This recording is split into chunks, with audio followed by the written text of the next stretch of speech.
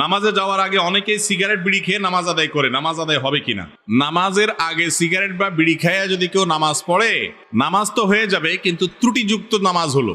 আর বিশেষ করে জামাতে যদি নামাজ পড়েন, এমনকি একা পড়লেও বিড়ি সিগারেট